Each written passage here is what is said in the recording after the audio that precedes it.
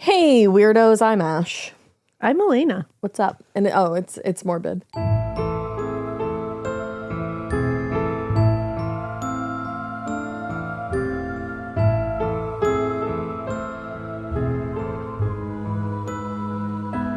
It is morbid. I say I'm Elena, but am I? I don't think so. I don't know. Guess what happened today? So I don't have a Facebook page. And I needed a Facebook page for something. So I was going to make like a dummy page. Yeah. But I haven't tried to make a Facebook page in years. I don't know what the fuck it entails. So I went on and I put in all my shit. And then Facebook is like, hey, you need to do a selfie video to prove you're a human before we can accept your account. And I was like, that's insane. Wild meta, but okay. I did it. And it immediately was like, whoa, we don't think you're a human. Back it up. Like that's so rich coming from like the lizard people of all lizard peoples. Mark Zuckerberg doesn't think you're human. He does not think I'm human. So he literally put a suspension on my account before it was even created. Because it was like, whoop, step back. You're an alien. Don't try again. And then it was like, do you want to appeal? And I was like, I guess, because I need this for this thing. I guess, considering I'm a fucking human. Yeah, considering I'm standing here a human. So I hit appeal and they were like, yeah, we'll let you know within like 48 hours. Within an hour, I get a, absolutely not. And it literally says, let me read to you what because it's in no uncertain terms. It says, nah, bitch, we know about you. I will not be getting this account. It said, your Facebook account has been permanently disabled. Fuck. And it says you requested a review of this decision, but we still found that you suck ass and you're not going to be part of this. And then they said you can't request another review. And I said, don't even try. I didn't want to be on Facebook anyways, you fuck. So I'm not going to request another one. And I didn't need to. Not because I can't, because I don't want to. I didn't want to anyways. So I'm not human, apparently. Damn. And that's going to be my excuse for everything now. It's kind of like a high compliment, though, because maybe I thought you were just so bourgeois. I love that you say that, because my initial thought was, okay, I know I didn't put on makeup yet today, and my hair is a little greasy. No. But I am a human. Your hair doesn't even look greasy from here. I was like, what a roast. No, I would take that as like, you're so gorgeous that you look like an AI robot. I'm an otherworldly creature. Yeah, you're a siren. I'm going to take that. I wouldn't ever let Facebook call me ugly. Yeah. Fuck Mark Zuckerberg. Yeah, fuck them all. For not letting me prove my human being status. Yeah. But how do you moral of the story is, I status? was right. I didn't want to be on Facebook anyway, so. Who does? Who does? So that was my morning. Damn. Anything else new in your neck of the woods? What else is new in my neck of the woods? I'm going to the Ghost concert. Oh my tomorrow. God. And so it begins. Yep, the first concert in the United States. What? She's going to go to 2 and she's going to be like, it wasn't enough. 100%. And I need to go to more. Because we're going to that one, and then like 11 days later, we're going to the Boston one. Oh my God, I love it. I'll take your kids for both. And I'm very excited. I know they're very excited that they get to hang out with Titi. They're having a puppy sleepover. I have a new family member named Dolores. Family member? I have a new family member named my sweet dog, Dolores. Dolores is a queen. Yep, Dolores Catania Sizek. I love her so much. She loves you a lot. She does. We bonded immediately. She loves you, and she loves Aiden, my cousin. Yeah. And she loves her parents, of course. She's the best. I is. thought She having rules. a puppy was going to be so hard, and like there are, hard things, but that bitch sleeps through the night. I know I think Drew said like we got a pre-programmed one. we literally, I thought that was like the best way to describe it. He was like, I think he said 3 dogs. This is his 3rd. And like, obviously he loves all his dogs, but he said Dolores is the best dog he's ever had. I mean, yeah, she's easy peasy lemon squeezy. Yeah. And I think she was sent to us because there's like all these weird like signs that go along with how we adopted her. And I'm not going to share them all because they're like personal, but yeah, I love her and I'm obsessed with her and she's better than everyone in the world. Yeah, and I think Bailey might have sent her along to you as well. I definitely think that's part I think of she had it. a paw on it. Yeah. You know? I know, because she has Bailey tendencies. She does. And actually, she's doing really well with the cats. We did like slow introductions and, we're still working on it, but she's getting along with her brothers. She's killing it, really. Yeah. Lux wants to know everything about her. Yeah, Lux is just like, please tell me your life story. He said that to her the other day. I heard it. So yeah, so now I have 4 livestocks and 4 live animals. I'm living. We are living. We're living in these streets. Yeah, you have anything else? The paperback of The Butcher Game is out. Get it. You can go get it anywhere. Or pre-order it, I should say. It's not like out, but the pre-order is available. Yeah, can you be specific, please? Sorry, girl. I'm not human. I'm new here. Kind of actually very human of you. But yeah, you can pre-order it. Go to thebutchergame.com, or you can pre-order it on Amazon. You can pre-order it at Barnes & Noble. Any of the indie bookstores that you like, you can try to pre-order it there. All fun. Please do it. It's awesome. The paperback, like a lot of you have said to me that you know where that back pocket paperback thing came from. It was Jess Mariano. It's the first one that comes to mind. I thought on Gilmore Girls. I thought you said just Mariano. No, and I Jess said, Mariano. Who is Mariano? And a lot of people have been tagging me in like videos on TikTok where somebody will talk about putting a paperback in their back pocket. And they're like, see, it happened. I love that a lot. So yeah, you can put it in your back pocket if you want. And it's worth it. It's small enough that it can go in a bag. It's just it's real nice. Hell yeah. It's real nice. I'm Team Logan, but I feel he would put that in his pocket too. 100% Team Logan. Always have been, always will be. Retweet. But I still got to give Jess the easy transportation of paperback books. Facts. I miss saying tinyurl.com/thebutcherintheRen. I know. I'm sorry. It's fake that Just you didn't get one of those anymore. We just made it easier. I know. But yeah, so get it so that you can be ready for anything else. You can just be ready for everything. You can just be ready for the future. Can we tell them what happened the other night? I think What happened the other night? we were the most connected that we've ever been. Oh yeah, that was wild. The weirdest thing ever. So we spent time apart, which was like super weird. Yeah. Not for like, it was just because she had family and like I was at home with my dog. Yeah. And I had like a fucking crazy dream. It was like very scary. But within my dream, Elena had come out with a book and it was on the back of something else that I saw.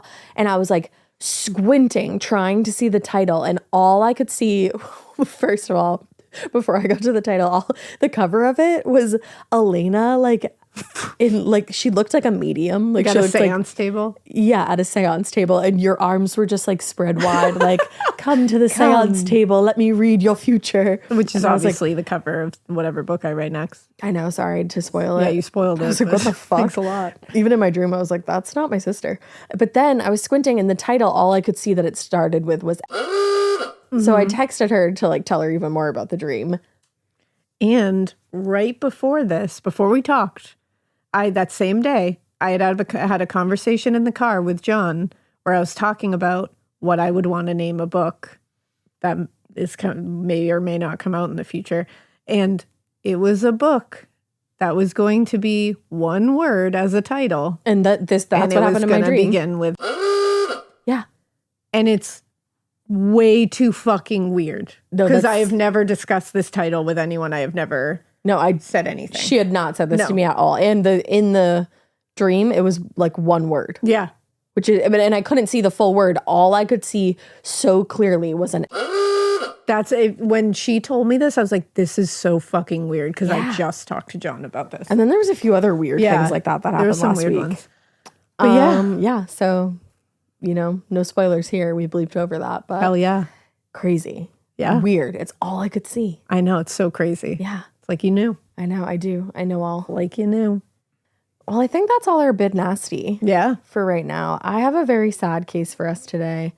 But also a very interesting case. The person who committed this crime is fucking disgusting. And it's just absolutely insane what they did. Ooh. And it's a good thing that they got caught because this could have happened many more times, I think. Oh, boy. And it's very sad.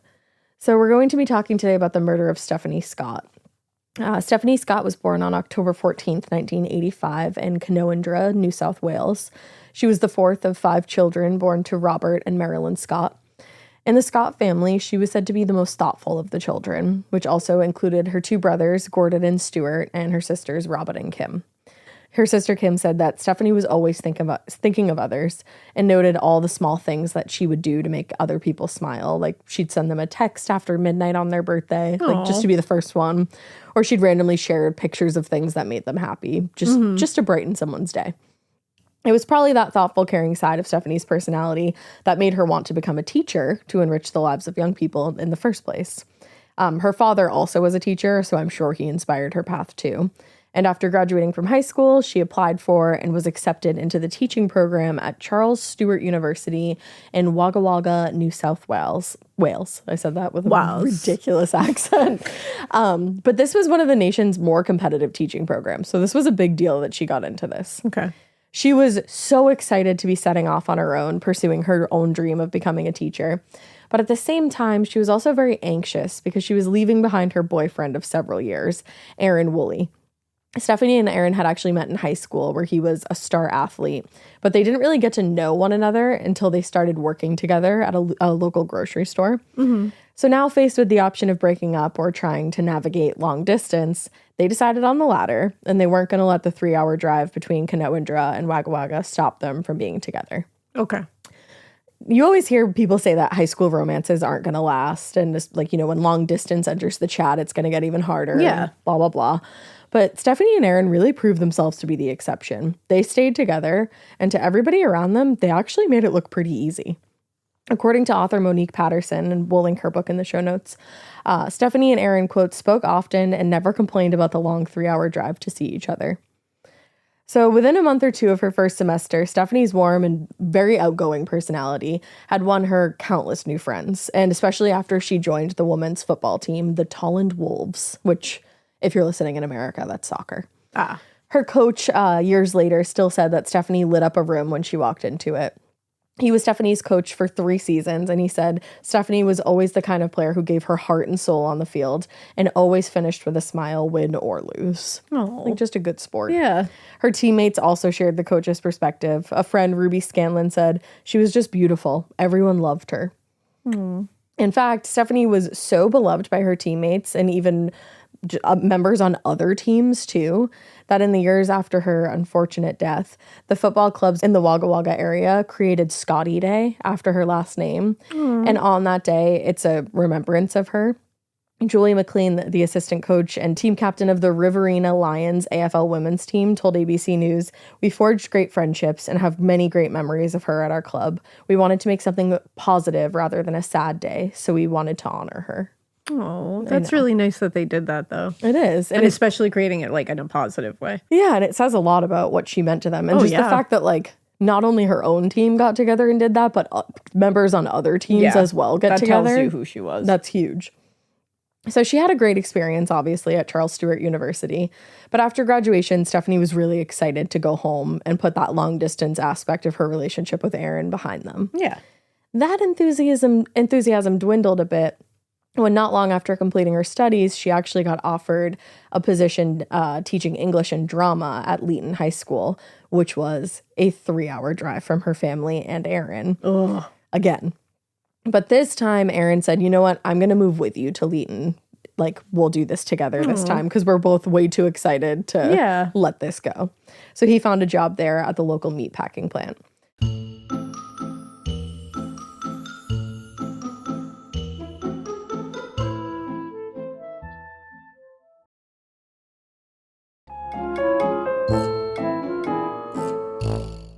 Just like she had in pretty much every new endeavor she ever went through, Stephanie wasted no time making new friends at school, and she became a very active participant in her new community. Her coworker and her friend, Owen McLaughlin, told reporters Stephanie was involved in so much at school. She loved her sport and her drama and was just an absolutely wonderful girl. Whether she was in the classroom, she was on the field, where she coached the school's football team, she wasted no time just establishing herself as a positive force in the school's community. One of her 12-year-old players said, "Miss Scott is an amazing and beautiful lady that would just help you out no matter what." Oh, that breaks my heart. I know. So now that they struck out on their own and really established themselves in Leeton, Stephanie and Aaron decided to take a celebratory trip to Thailand in 2014. And her sister Kim said, "I remember sending her a message saying, 'I don't know why I'm sending you this, but I feel like something really special is going to happen.'" Like talking about the trip. Yeah. Kim's suspicion turned out to be spot on because while they were away in Thailand, Aaron proposed one night after dinner. And of course, she accepted. And in Thailand. I know, how romantic. Like, what a gorgeous place. Truly. So they got home and Stephanie got right to work planning the wedding. She was so excited. They set their date for April 11th, 2015, just 1 week after Easter. The guest list included over 100 names, and she was so excited that she hand wrote and addressed every single invitation because she was just so excited to be planning the wedding and getting married to Aaron. Author Monique Patterson wrote, "It was her way of savoring every minute associated with what would be the happiest day of her life." But unfortunately, she was not going to get the opportunity to experience that. By the time the first week of April 2015 arrived, Stephanie was pretty sure she had taken care of every single detail for the upcoming wedding and the honeymoon too that was going to follow. But still, she was a fastidious worker, and she wanted to make sure that everything was just so. So on the morning of Sunday, April 5th, she decided to stop by her classroom at the high school and go over her lesson plans and her other coverage documents just one last time that she was going to leave for the sub. So Aaron had actually gone to Canowindra the night before to go to a party. So she texted him that morning and said she was going to school for a few hours, but she was going to be home in time for them to make an 8 p.m. dinner reservation. So on his way back to Leeton that afternoon, Aaron called Stephanie a few times, but every single call went unanswered. And he was texting her, and those weren't getting any answer. God. So he that was been weird. So stressed out. He was stressing out, but at the same time, he kind of assumed, like maybe she got caught up in her work, or maybe she met up with a friend and her phone died. Like, you don't know. So he was like, I'll just talk to her when I get home. But then he got back home to Leeton a few hours later, and there was no sign of Stephanie at the house. So now he really was getting even more anxious. Now there's an empty house, unanswered calls, unanswered texts. So he got in his car and he drove over to the school. But at that point, the school was locked and there was no sign of Stephanie or her car anywhere. That's horrifying. So from there, he just started driving around town trying to find her. Where do you go at that point? That's the thing. And like, you always, I'm sure, feel like you're going crazy. Yeah. It's like when you have you ever lost somebody that you were with in the supermarket or something and you're like, oh my God, what if they're not there? And then you're like, no, that's crazy. And then you find that person. And you're like, did I miss something? Did they tell me they were going somewhere and I just didn't hear it, or what's going on? Right. Yeah. So he's driving around. He's like, I'll find her. But he's driving around. He's not finding her. So he realized pretty quickly it was going to be a long shot finding Stephanie this way. So on his way back home, he started calling her family and her friends to see if they had heard from her, and nobody had heard from her or seen her that day. So he really had nothing left to do. He called the police and reported her missing. Yeah. The next day, while Aaron and Stephanie's parents spoke with the police, the rest of the Scott family took to social media to spread the news about Stephanie's disappearance. The post where they shared that news was shared more than 1,500 times. Wow. But somehow failed to produce any credible leads. Damn. None whatsoever. Later that day, Aaron spoke to reporters and asked anybody who might have seen or heard from Stephanie to get in touch with him or someone in the family, the police, anybody. He told reporters, it's really out of character. Someone said they saw her at Woolworth's, which is a grocery store, around 1 p.m. on Sunday, but no one has seen or heard anything since. It's so wild when people will think they see someone in these scenarios. Yeah. You'll hear these reports later of people being like, oh, I thought I saw them at this place or this place. Yep. Yeah. Not always. By that afternoon, though, it seemed like the entire Leeton community actually joined in on the search for Stephanie. This was all hands on deck kind of thing. Community effort. Yeah, big community effort. The high school football team was involved, Aaron and Stephanie's coworkers, Aaron's own touch football team. Anybody who was connected to them was trying to help. Yeah. But not everybody was convinced that Stephanie had disappeared so much as she'd run away.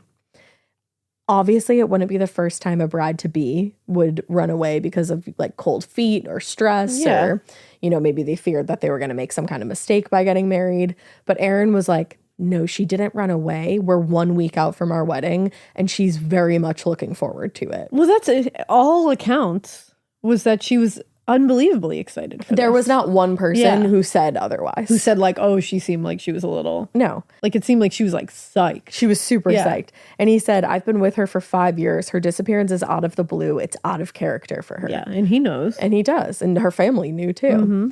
But because they had to start somewhere, and obviously because it's unfortunately pretty common for people to have been involved in the disappearance of their spouses and partners, police did initially suspect that maybe Aaron had something to do with her disappearance. Which you can understand. Yeah.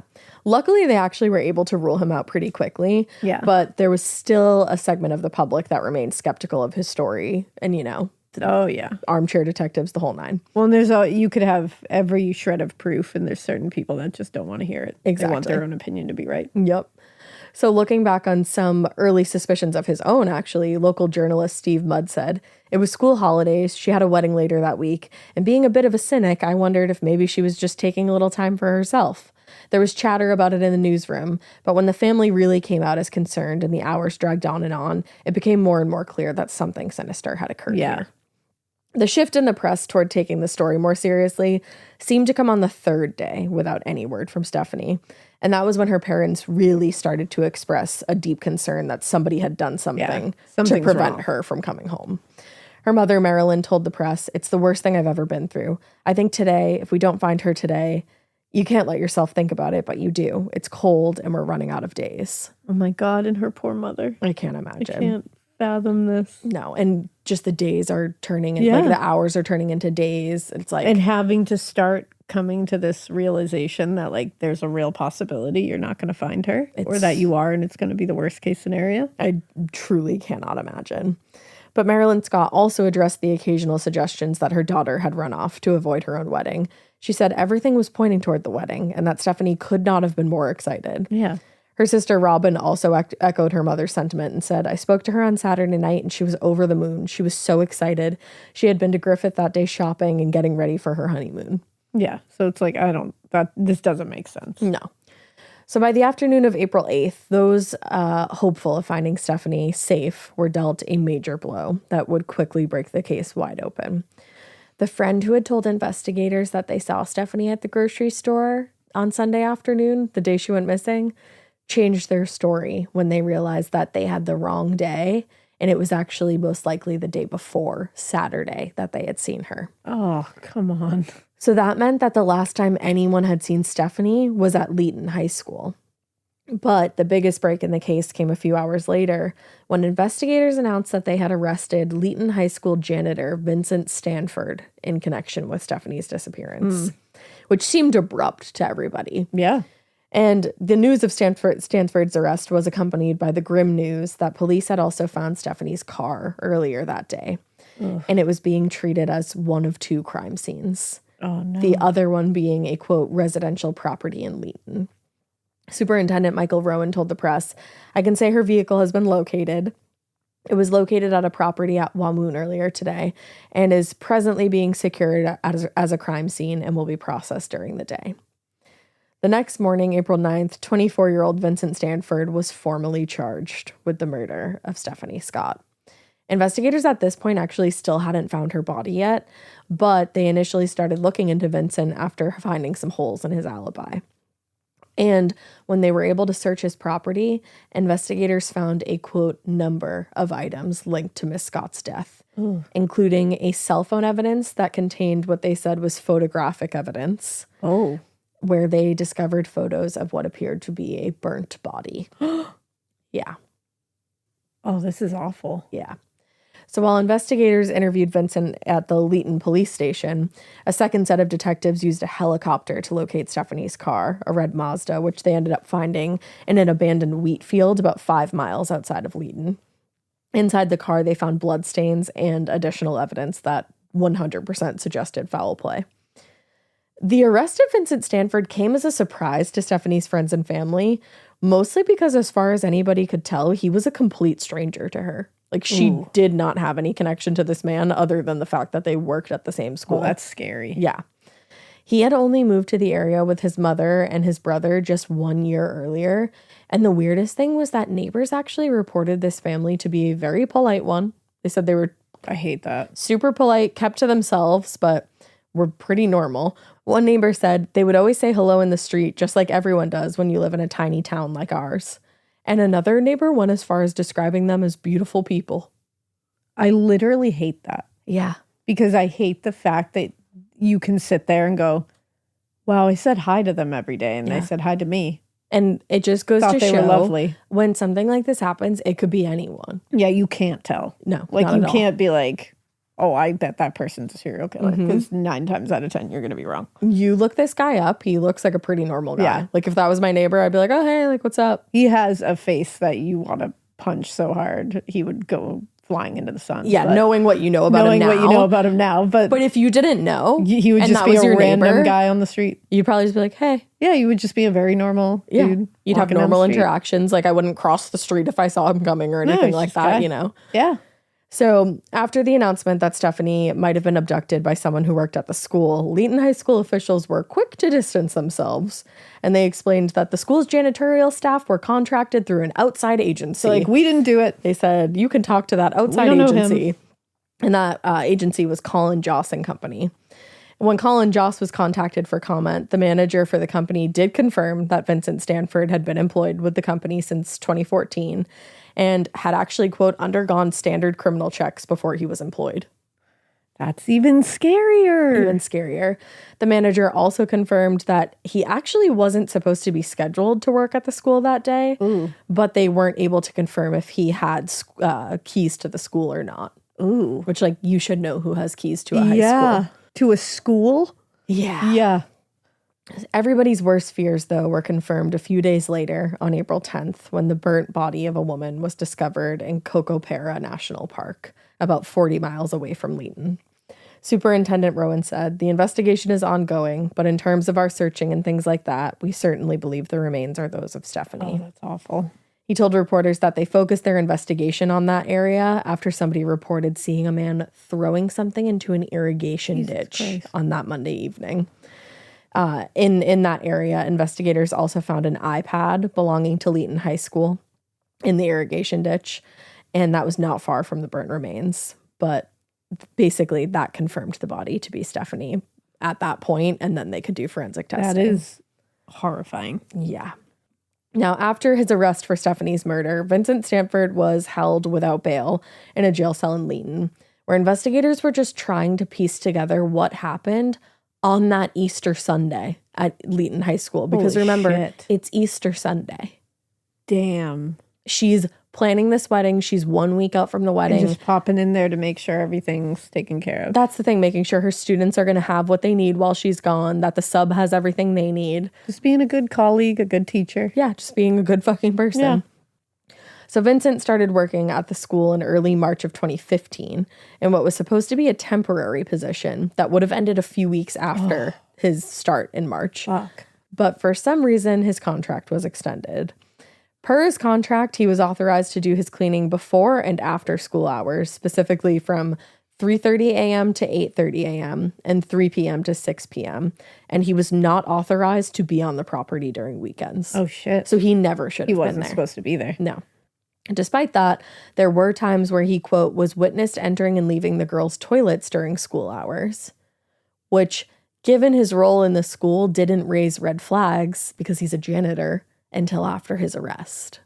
But, like, are we not, like, is he only coming out of the girls' bathrooms? Because that should raise a red flag. That's the thing. That should at the very least, somebody should be like, what's going on there? What are you doing there? Like, if it seems weird to you, it's probably weird. Check it out. Just check it out. Check it out. And had you checked it out, you would have realized someone, you offend someone. Wwho cares? You might have saved someone. You would have realized that he wasn't supposed to be there during those times anyway. Which by no means is this anybody's fault. That, like, you know, I'm just saying, like, that's why you check things out. That's why don't feel stupid just saying something if something seems wrong. Mm-hmm. That's all I'm saying. You got to trust your gut. Yeah.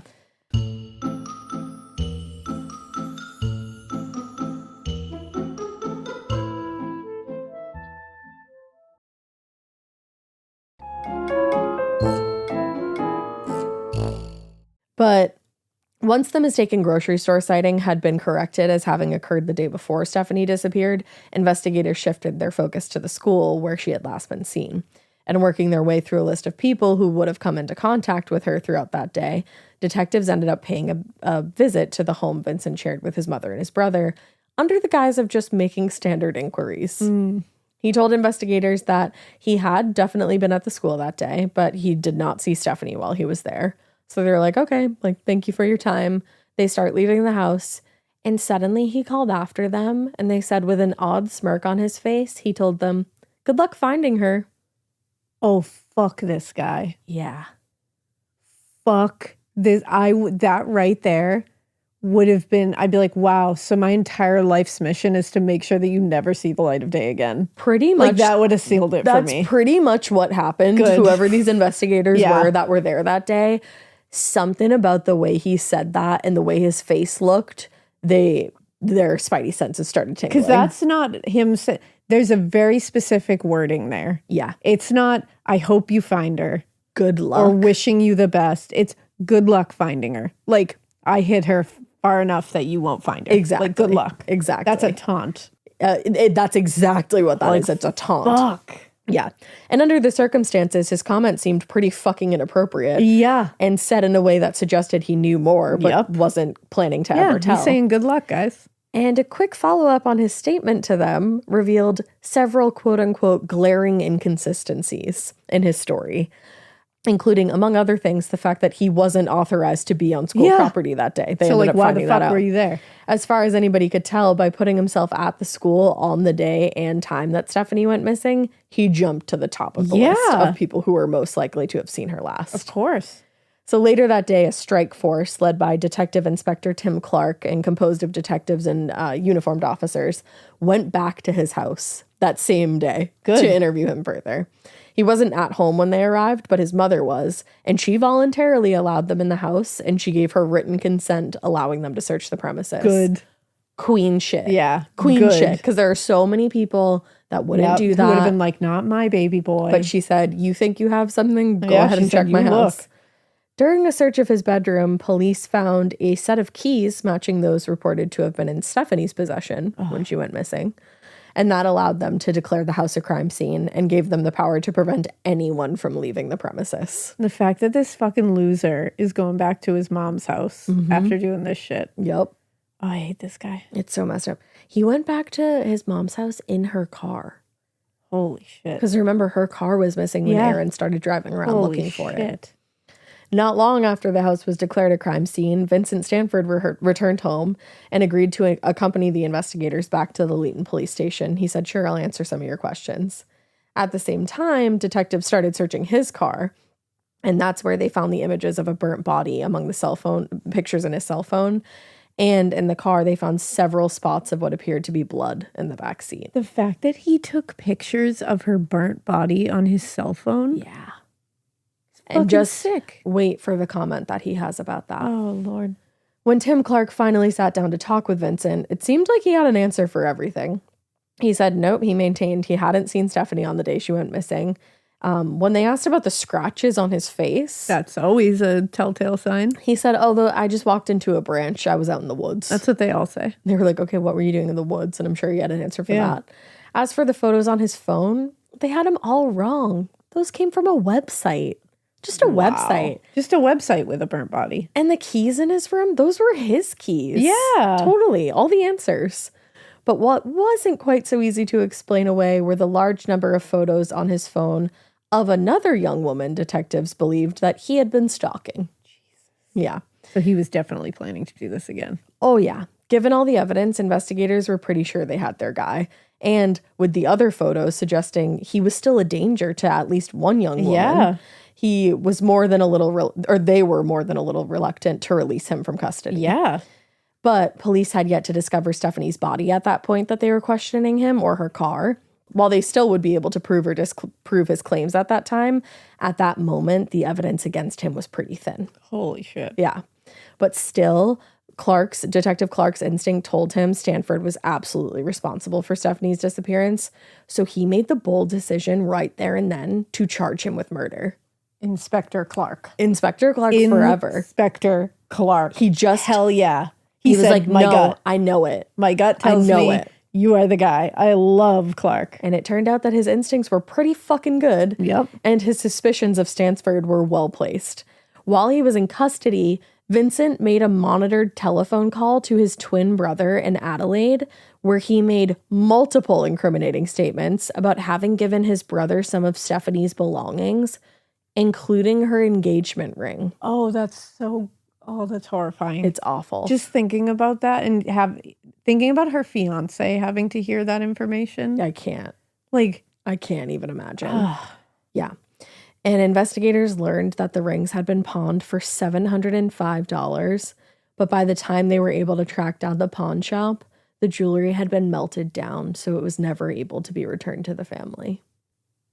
That is fucking devastating. It's truly devastating. I feel awful for that family. It's adding insult to injury. Holy like big time. Shit. Yeah. He's a piece of shit. He's a piece of shit. That's awful. By the time Stephanie's remains did end up being found in the national park on April 10th, Vincent Stanford knew the evidence against him was adding up to something a lot more than just a circumstantial case. And he asked to meet with Detective Clark, where he did finally confess to the murder. According to him, he had, quote, absolutely no prior plan to murder Stephanie Scott, and he didn't know her at all. But as soon as he saw her come into the school, he said he was overcome with the desire to kill her. What a fucked up monster. Just out of nowhere. I just saw her and I was overcome with the desire to kill her. You're a fucked up monster and you should be locked away. Oh, just wait. He's super fucked up. It's good that he's locked away because he would have done awful things in addition to this. So Stephanie had finished her work for the day and stopped on her way out of the building to say bye to him and wish him a happy Easter. Oh, God. And that was when he grabbed her from behind, covered her mouth, and dragged her into a nearby storeroom. This is very triggering, so I'm going to go over it very quickly, like trigger warning for people. Once he had subdued her, he sexually assaulted Stephanie and then hit her over the head, punching her as many as 40 times. Holy shit. And then cut her carotid artery with a knife, which caused her to bleed to death. Oh my God. All out of nowhere. That's so fucking violent. All out of completely nowhere. She stopped to wish him a happy Easter before she was leaving. She literally waved to him and wished him a happy Easter? Yep. And that's what she gets? Yep. He grabbed her and did all of that to her. Like, he's a savage animal. Like, savage animal behavior. Like, can you understand why women are scared to exist around men? Yeah. A lot of the time, you know what I mean? Like, that's terrifying. Of course. Yeah. Like, that is the most predatory, scary, animalistic, monstrous behavior I can imagine. You literally are just like courtesy saying, happy Easter, have a good weekend. Yeah. And he attacks you to the point of punching you 40 times and slicing your carotid artery. After sexually assaulting you. Just for saying happy Easter? And why would you ever think that somebody like that would exist on school property? Exactly. You think you're safe there. Yeah, everybody's been background checked, this, that, and the other thing. Yeah, why would this guy ever have like the means, the motive, the opportunity to do this to me here? He shouldn't have. Holy shit. He shouldn't have. And he wasn't even supposed to be there. That's so scary. It's horrifying. And the fact that he said he had no prior plan and it just an overwhelming urge is the scariest thing I've ever heard. Oh, yeah. Detective Clark asked, he was like, why did you attack her so brutally? Yeah. And all he had to say was that he, quote, went a little nuts when he saw her. He said, I just went a little nuts. I saw her and I went a little nuts. That's so fucking scary. Oh, he continued. He said, this is a quote, I just felt like I should do it. I don't know. I've had mental problems in the past. Aggression. I think it just came back. Oh, okay. Thanks aggression? For that. That's not being aggressive. That's being a monster. And just being like, yeah, I don't know. I think it just came back. You think? Yeah, I would say so. I would say so. Now, once Stephanie was killed, Stanford took her engagement ring and a ring that she had been given by her parents for her graduation. So it was those two rings. Those two rings. Jesus. Which he later mailed to his brother Marcus in South Australia. After loading her into the trunk of her own car, he used the school's pressure washer to clean up the crime scene, drove her car back to his house, where he then sat and had lunch with his mother and brother. This motherfucker just had the most violent, fatal outburst and then drives her car, which also I'm like, hey, mom and bro, did you wonder where that car came from? That's the thing. What's that about? Because I'm sorry, what the fuck is that about? Did anyone ask? I'm sure they probably did, and he had some explanation, and I think that's why the mom felt weird about it. Why she allowed them to and that's look. why she let them search. Because, like, come on. Yeah. You gotta ask. Yeah. Holy shit. So yeah, he had lunch with his mom and brother after that. And then the next day he drove out to Cocopera National Park where he burned Stephanie's body and then left her car in the abandoned field and then just walked back to his house. And that makes sense why his mom probably let them search, because he showed up with that car the day before. And then all of a sudden he's walking home without that car. Yep. Yeah. And when Detective Clark asked why Vincent had taken a photo of Stephanie's burned remains, he calmly said, "Maybe I wanted a souvenir. Maybe I never want to see you free again. Maybe I wanted a souvenir" is the most disgusting thing I have ever heard in my life. Of what you had done. What a piece of shit. Maybe I wanted a souvenir. You could go fuck yourself. Holy shit. So after his confession, he was obviously evaluated by a forensic psychologist, Anna Robillard, who would prove to be essential to the prosecution's case against him. During his confession and subsequent interviews with police, he provided no real motive for the murder. That's so scary. Aside from just saying he, quote, went a little nuts. But his evaluations by Robillard provided insight into a personality that had always been headed in the direction of violent crime. So he'd been born in Australia in 1990. He'd been raised primarily by his mother in the Netherlands, and his older brother Luke and his twin brother Marcus lived with him as well. But he reported that he had had violent fantasies as early as 7 or 8 years old is when they started. Holy shit. In her report, Robillard wrote, he stated he has violent thoughts when people cause him stress, and his violent thoughts are usually caused when people interrupt his routine, and in the past he has been triggered by teachers. What the It's fuck? like, then why did you choose to work at a school? And in the past he's been triggered by teachers? That should have been like, but I guess if you don't know about it, it's like, because he's going to work at a school, you wish that had been noted somewhere in his background. That's that like thing. This triggers him. Don't put him in a school with teachers. Right. I don't know what happened here. In 2003, though, when he was just 13, he was expelled from school after a violent outburst where he attacked a female teacher, knocked her to the ground, and choked her. I'm sorry, this wasn't on his record? 13 years old. I guess he's a minor, but it's like that's nowhere in his record? This incident also resulted in a months-long period of hospitalization for him, where he was then evaluated by psychiatrists there and diagnosed with autism spectrum disorder, which I feel like is just so broad. Yeah, and it's literally being like he's autistic, so he violently attacked this teacher. It's like, no, there's I don't really think those two things are connected, my friend. There's way more to that. But until that point, Vincent told Robillard he had thought his violent feelings were normal, but after his hospitalization, he realized they weren't, so he, quote, kept it bottled up. Oof. Years after that, he came to understand that his violent thoughts and fantasies were considered abnormal to others, but he was still untroubled by them. He told her, "This is just the way I'm arranged. I don't think there's anything I can do to get them away." Wow. He was like, "Yeah, this is just who I am, so I haven't ever attempted to get better. I'm just going to hurt people when I get angry." Like, he is a sick individual. Like, he sounds like he's just like, I'm not going to diagnose him because I'm not a psychologist or a psychiatrist, but like, he sounds like he's just so dead emotion-wise. Like, void of humanity. Seems just completely gone. Yeah. Like, because he's just like, I don't know. Well, and there's just no... It's just what I do. Empathy whatsoever. Yeah, it's not even like, oh man, I should have done that. It's literally like, oh, it was just me. Yeah, I just couldn't stop myself. Deal with it. And why'd I have a picture of her burnt body? Maybe I wanted one. Like, it's just so dead. It's so dead, and it's so matter of a fact. Yeah. It's not even like it's just so dead. I can't, like, the flat affect of it all is so scary. It is very scary. Yeah.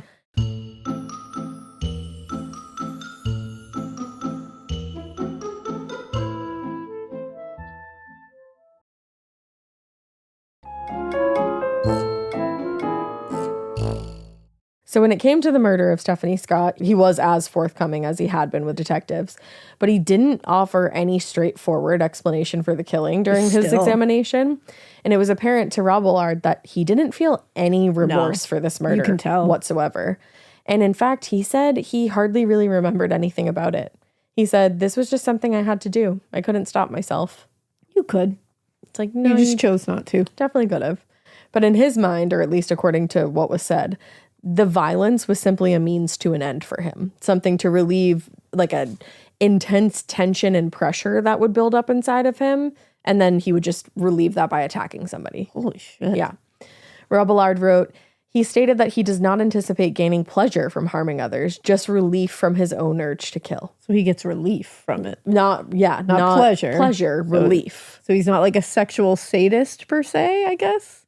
According to his own statements and her evaluation. Yeah, I was just going to say that's according to how he's presenting. Yes, because the stuff.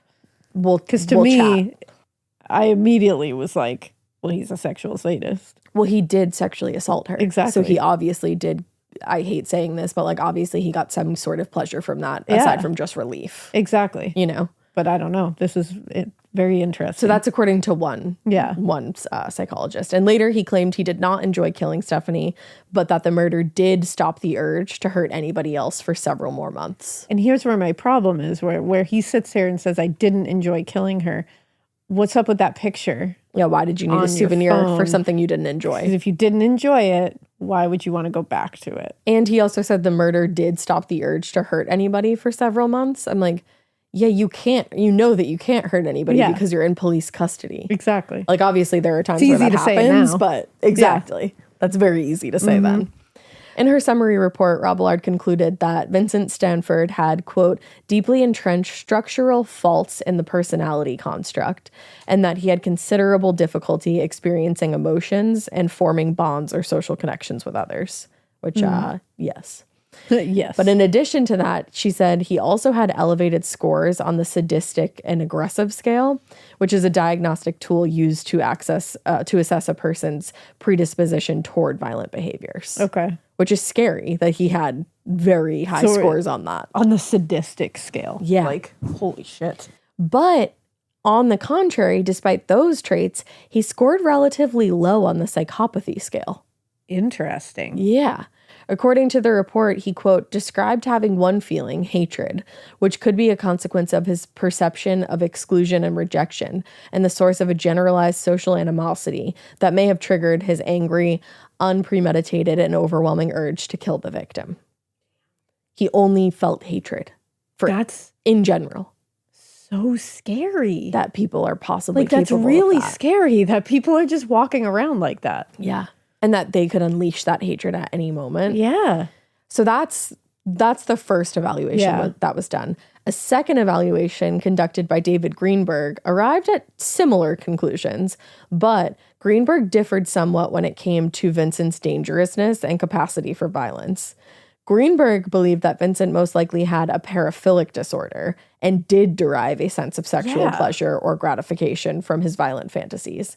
He said, relative to the general male population, his risk of sexual violence must be regarded as the highest category. Yeah, because like when I heard that other one, I was like, so we're going with like not sexual sadist, even though he did sexually assault her. It's like that's the thing, because there's many killers who will kill and not sexually assault. We've covered so many, which it's like that like that's what he was kind of describing, but like.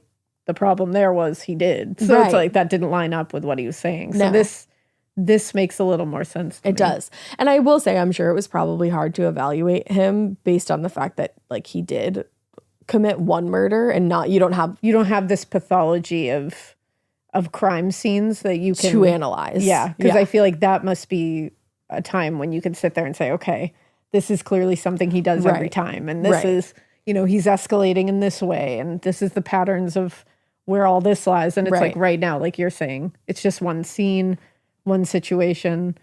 And it's like, and I'm sure, he sounds like a bullshitter. In his word, that's like the thing. A dead bullshitter. Exactly. So I tend to agree. I mean, like I'm not a professional in any way whatsoever, but I tend to agree with the other guy's opinion. It rings more true to me. Yeah. So while Vincent sat in jail undergoing one evaluation after another, detectives in Leeton continued to build their case against him with the understanding that despite his confession, he was still probably going to be going to trial. Now, in their investigation, detectives also discovered a considerable amount of evidence that not only confirmed his guilt, but also contradicted several statements he made to the police at the time, and at the same time supported the findings of both psychological evaluations that had been conducted. Among the evidence collected from his home were email receipts for, quote, purchases of Viagra. Ding, ding, ding. Ding, ding, ding. Cleaning products, a training sword, and a knife, and flexi cuffs. Yeah. He's absolutely a sexual sadist. Absolutely. 100%.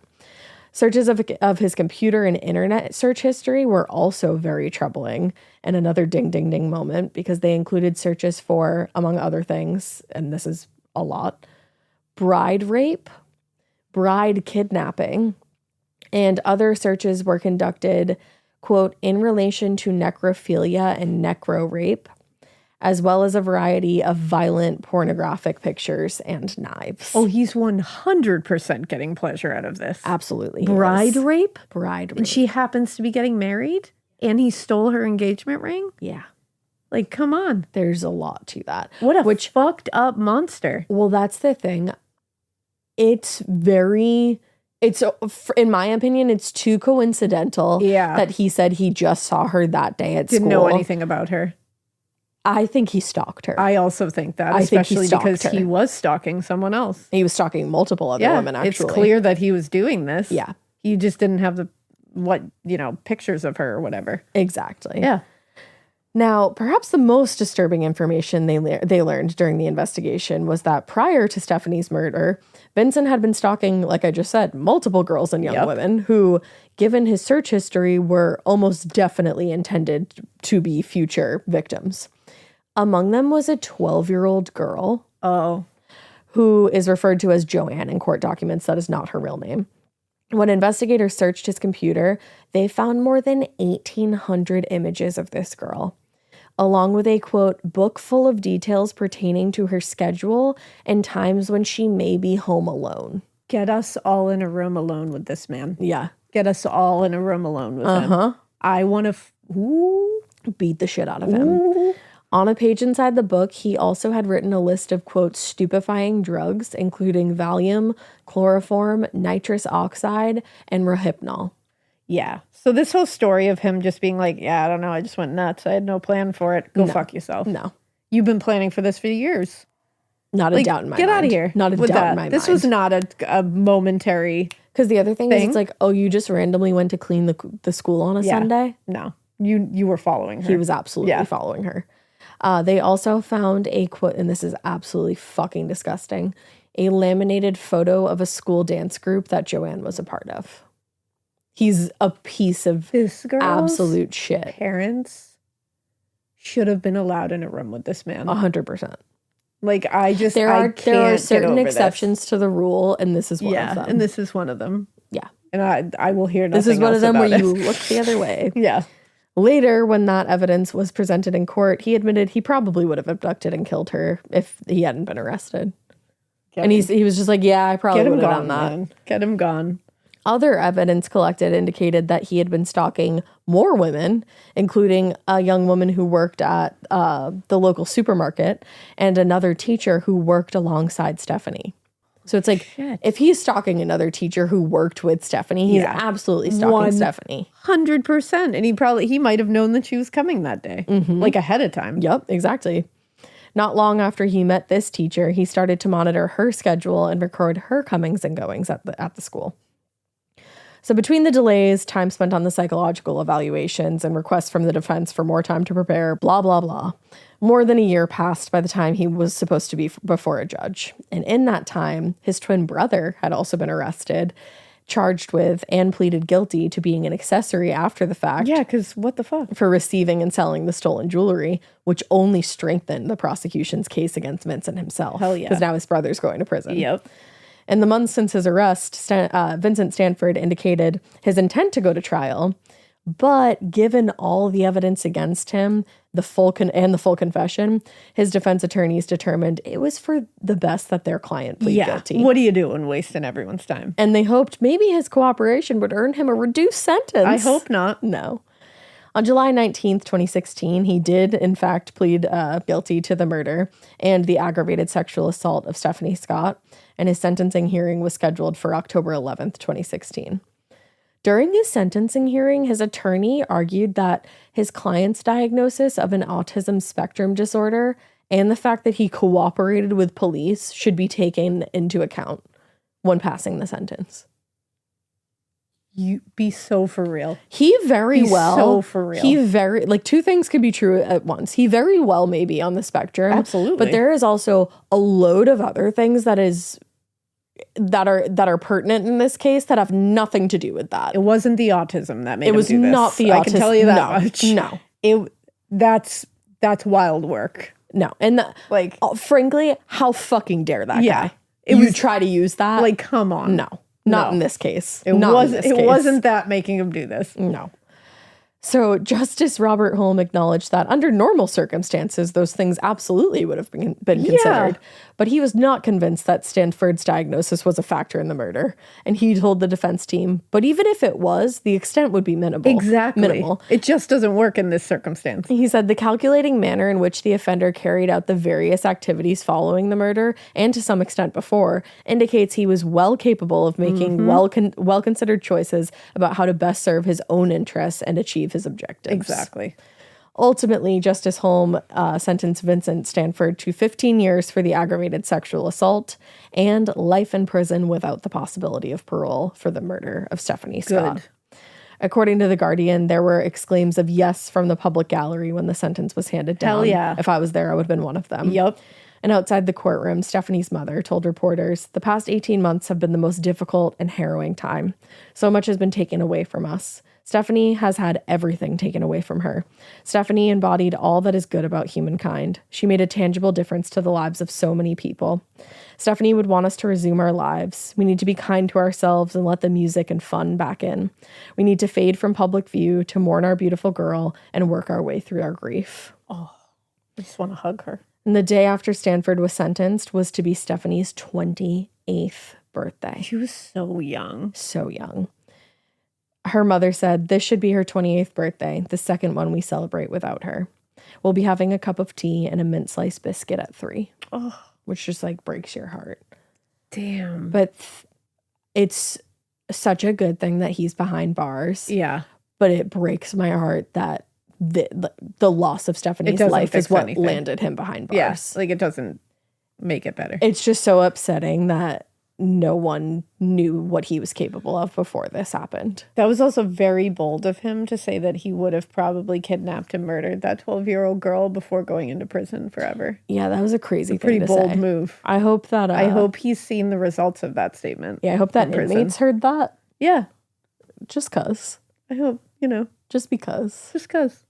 It's just a good thing for them to know. Yeah, that's good. Just, maybe let them see some Gen Pop action. And see what happens. Hierarchies and stuff. Yeah, let it all shake out how it does. It's such a sad case. It really it's awful. is.